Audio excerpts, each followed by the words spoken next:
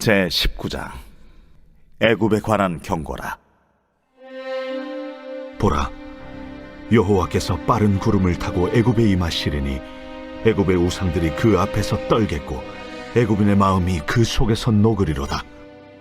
내가 애굽인을 격동하여 애굽인을 치리니 그들이 각기 형제를 치며 각기 이웃을 칠 것이요 성읍이 성읍을 치며 나라가 나라를 칠 것이며 애굽인의 정신이 그 속에서 쇠약할 것이요 그의 계획을 내가 깨뜨리리니 그들이 우상과 마술사와 신접한 자와 요술객에게 물으리로다.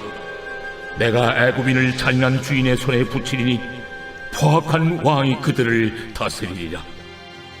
주 만군의 여호와의 말씀이니라. 바닷물이 없어지겠고 강이 잦아서 마르겠고 강들에서는 악취가 나겠고 애굽의 강물은 줄어들고 마름으로 갈대와 부들이 시들겠으며 나일 가까운 곳 나일 언덕의 초장과 나일강 가까운 곡식밭이 다 말라서 날려가 없어질 것이며 어부들은 탄식하며 나일강에 낚시를 던지는 자마다 슬퍼하며 물 위에 그물을 치는 자는 피곤할 것이며 세마포를 만드는 자와 배 짜는 자들이 수치를 당할 것이며 그의 기둥이 부서지고 품꾼들이 다 마음에 근심하리라. 소안의 방백은 어리석었고 바로의 가장 지혜로운 모사의 책략은 우둔하여졌으니 너희가 어떻게 바로에게 이르기를 나는 지혜로운 자들의 자손이라 나는 옛 왕들의 후예를 할 수 있으랴. 너희 지혜로운 자가 어디 있느냐? 그들의 만군의 여호와께서 애굽에 대하여 정하신 뜻을 알 것이요 곧 내게 말할 것이니라. 소안의 방백들은 어리석었고 노베 방백들은 미혹되었도다. 그들은 애굽 종족들의 모퉁이 또리건을 애굽을 그릇가게 하였도다. 여호와께서 그 가운데 어지러운 마음을 섞으셨으므로 그들이 애굽을 매사에 잘못 가게 함이 취한 자가 토하면서 비틀거림 같게 하였으니 애굽에서 머리나 꼬리며 종려나무 가지나 갈대가 아무 할 일이 없으리라. 그날에 애굽이 부녀와 같을 것이라. 그들이 만군의 여호와께서 흔드시는 손이 그들 위에 흔들림으로 말미암아 떨며 두려워할 것이며 유다의 땅은 애굽의 두려움이 되리니 이는 만군의 여호와께서 애굽에 대하여 정하신 계획으로 말미암음이라. 그 소문을 듣는 자마다 떨리라. 그날에 애굽 땅에 가나안 방언을 말하며 만군의 여호와를 가리켜 맹세하는 5 성읍이 있을 것이며 그중 하나를 멸망의 성읍이라 칭하리라. 그날에 애굽 땅 중앙에는 여호와를 위하여 제단이 있겠고 그 변경에는 여호와를 위하여 기둥이 있을 것이요 이것이 애굽 땅에서 만군의 여호와를 위하여 징조와 증거가 되리니 이는 그들이 그 압박하는 자들로 말미암아 여호와께 부르짖겠고 여호와께서는 그들에게 한 구원자이자 보호자를 보내사 그들을 건지실 것임이라. 여호와께서 자기를 애굽에 알게 하시리니 그날에 애굽이 여호와를 알고 제물과 예물을 그에게 드리고 경배할 것이요 여호와께 서원하고 그대로 행하리라. 여호와께서 애굽을 치실지라도 치시고는 고치실 것이므로 그들이 여호와께로 돌아올 것이라. 여호와께서 그들의 간구함을 들으시고 그들을 고쳐주시리라. 그날에 애굽에서 아수르로 통하는 대로가 있어 아수르 사람은 애굽으로 가겠고 애굽 사람은 아수르로 갈 것이며 애굽 사람이 아수르 사람과 함께 경배하리라. 그날에 이스라엘이 애굽 및 아수르와 더불어 셋이 세계 중에 복이 되리니 이는 만군의 여호와께서 복주시며 이르시되 내 백성 애굽이여 내 손으로 지은 아수르여 나의 기업 이스라엘이여 복이 있을지어다.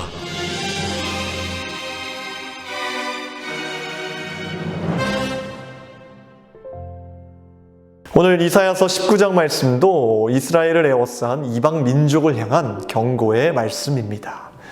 우리가 오늘 말씀을 통해 하나님에 대해 이해해야 할 부분은 이것입니다. 여호와는 이스라엘만의 하나님이 아니라는 것입니다. 하나님은 모든 민족의 주이십니다. 이방 민족을 향한 심판은 악의 파멸임과 동시에 여호와의 날의 일부로서 하나님의 통치의 완성을 말하는 더 큰 그림들이라는 사실을 우리는 기억해야 합니다. 다시 말해 모든 민족을 향한 하나님의 마음은 단 한 가지, 구원이라는 가장 큰 그림에 있다는 것입니다. 오늘 이방 민족인 애굽도 하나님 나라 안에 포함되어 있는 민족입니다. 비록 애굽은 하나님의 백성들의 오랜 원수들이지만 하나님은 그들의 악을 미워하시지 그들을 미워하시지는 않는다는 것입니다. 그들도 이스라엘 백성들처럼 경고의 말씀, 심판을 통해 여호와 하나님께로 돌아오기를 그 누구보다 하나님께서 전심으로 원하신다는 것입니다. 21절과 22절 말씀입니다. 여호와께서 자기를 애굽에 알게 하시리니 그날에 애굽이 여호와를 알고 제물과 예물을 그에게 드리고 경배할 것이요 여호와께 서원하고 그대로 행하리라. 여호와께서 애굽을 치실지라도 치시고는 고치실 것이므로 그들이 여호와께로 돌아올 것이라. 여호와께서 그들의 간구함을 들으시고 그들을 고쳐주시리라. 그들이 여호와께로 돌아오는 것이 하나님의 마음입니다. 요나서에서도 이런 하나님의 구원의 역사를 발견해 볼 수 있는데요. 하나님은 대뜸 요나에게 어떤 미션을 주셨나요? 아수르의 수도인 니느웨에 가서 그들을 구원하라는 미션을 줍니다. 그런데 아수르는 북이스라엘을 멸망시킨 대적 원수였습니다. 그래서 요나는 다시스로 도망간 것입니다.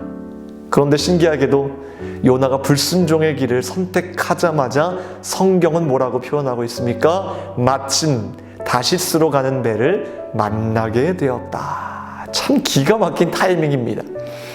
우리도 때때로 불순종의 길을 가면서도 요나처럼 착각할 수도 있습니다. 거봐거봐 하나님도 날 이해하시고 나의 두려움을 하시고 이번에는 한번 눈 감아 주실 거야. 그러지 않고서는 이 배를 보내주시겠어? 라고 말하는 것입니다. 다시스로 가면 안전할 것이라고 착각하며 불순종의 길로 가고 있는 요나. 드디어 배를 타게 됩니다. 이때부터 요나는 어떻게 되었습니까? 영적으로 깊은 잠에 빠지게 됩니다.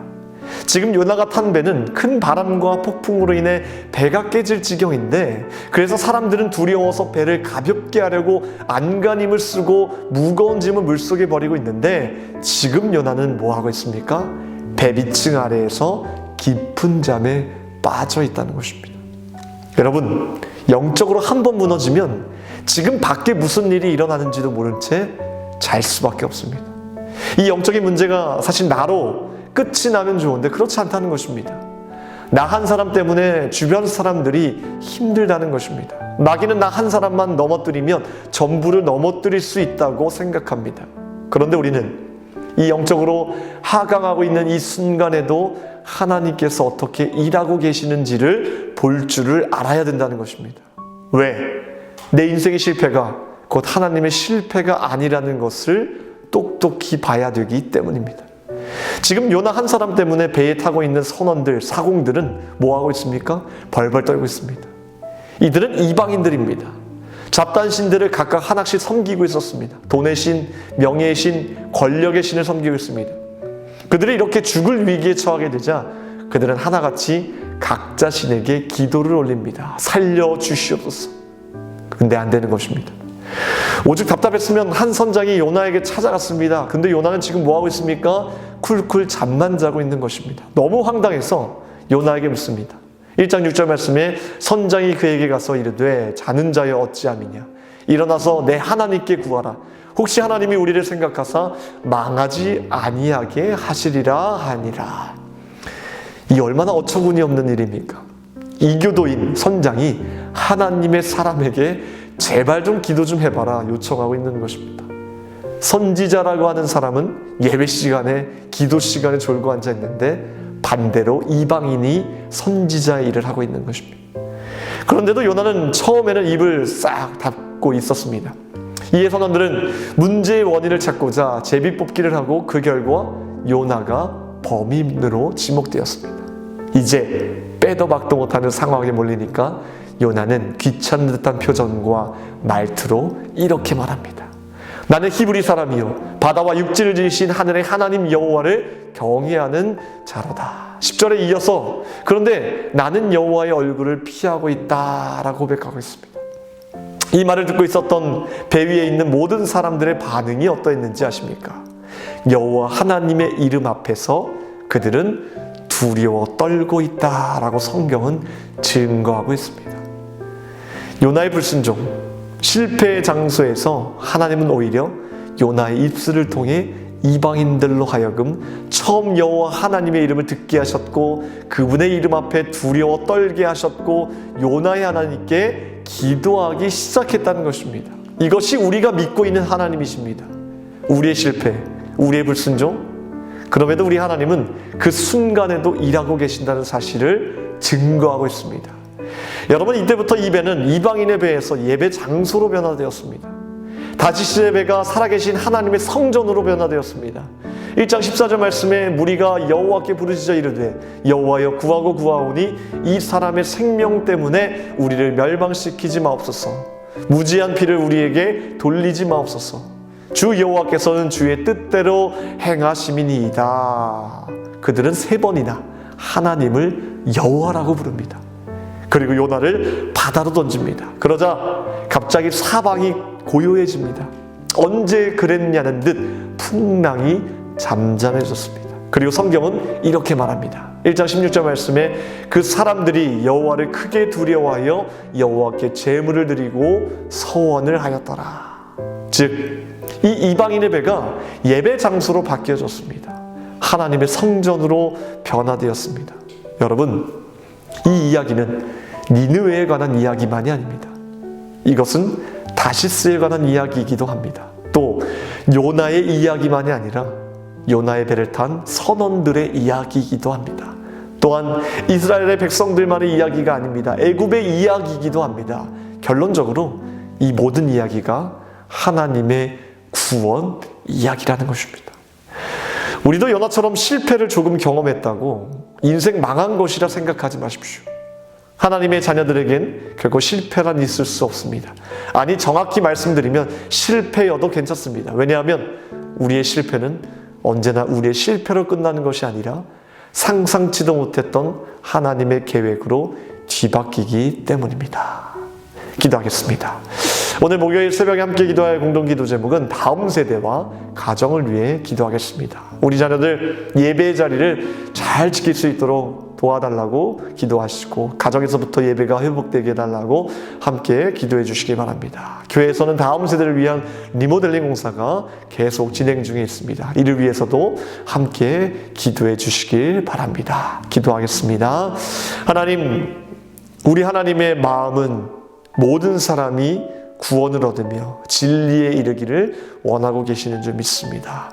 우리가 그 구원의 여정 속에서 실패를 경험한다 하더라도 우리와 함께 하시는 능력의 하나님, 우리의 실패도 선한 계획으로 바꾸시는 능력의 하나님을 바라보며 기도할 수 있도록 역사하여 주시옵소서. 우리 사랑하는 자녀들 믿음의 굳건한 반석 위에 세워주시고 하나님 예배로 승리하는 자들로 세워주시며 가정에서부터 예배하는 귀한 자녀들로 세워주시옵소서. 다음 세대를 위한 리모델링 공사가 계속해서 진행 중에 있습니다. 주님께서 끝까지 책임져 주시고 이를 통해 교회 학교가 부흥될 수 있도록 주님 역사하여 주시옵소서. 세우신 주의 사자 목사님 늘 강건하게 지켜주시며 선포하신 말씀마다 회복과 치유의 역사를 이루어 주시옵소서. 모든 것 감사드리오며 우리를 구원하신 예수 그리스도의 이름으로 기도합나이다. 아멘.